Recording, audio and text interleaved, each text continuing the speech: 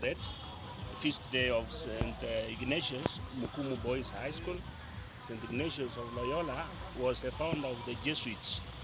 These are known academics, universities in the world that have been started, that are doing best, was started by the Jesuits under the founding father, who is St. Ignatius of Loyola.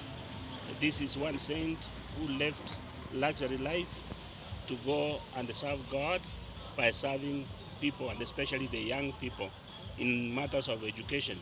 And therefore, that's why they founded the universities. Therefore, this school that is called after St. Ignatius is also dedicated in that kind of education. Mukumu Boys is a big school, and therefore today we were here to celebrate that feast day and also to confirm those who are prepared to be Catholics. And we are happy that the day has gone well, and that we believe that education is very important. Even as a church, we do believe that education is what empowers the human person to grow even more towards God. And that's why we are here today. Well, the stand of the church has always been the same.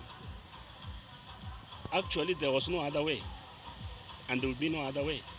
So it is in the best interest of the Kenyans and the country for them to sit and talk. And I think that is the right direction to take. And therefore we congratulate them for that. But that is one step. They have agreed to talk. Giving one another conditions that before they talk, in my view, does not look good. Because then you sit down. First of all, agree on what you can agree about. And then what you disagree, put it aside and talk about what you can agree. As a matter of fact, the problem is really not sitting down, suspicious about one another.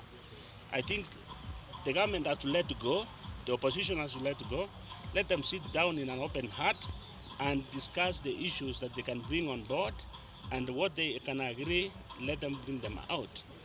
Always bearing in mind that it's for the good of the people of Kenya and not individuals. I do think that there's been a lot of selfishness, and that's why it has taken long for them to sit on both sides of the divide.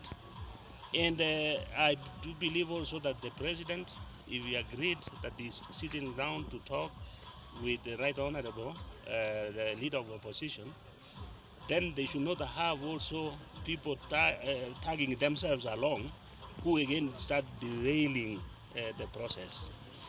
The second process should be like that they should, as much as possible, involve the Kenyans. So it should not be a political process alone, but the Kenyans.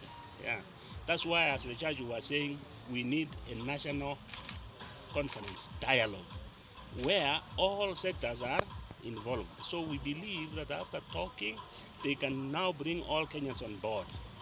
And when they do that, I'm sure Kenya will be going ahead. Thank you. Kenyans have seen there is nothing they are gaining from demonstrations. They are not gaining anything from the adamance of our government. So Kenyans should not be lured again into going into demonstrations, distractions. Too many people have died. It shouldn't be that way. It's a shame that people are dying in Kenya. So demonstrations are not helping. Demonstrations are actually bringing distraction.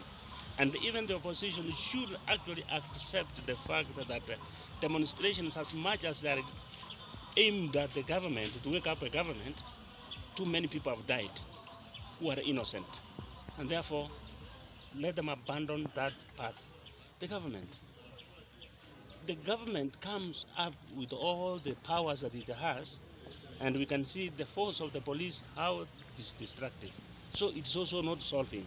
So at the end of the day, Kenyans, it is us who suffer, and therefore let us refrain from acts that destroy our lives, even the little that we have.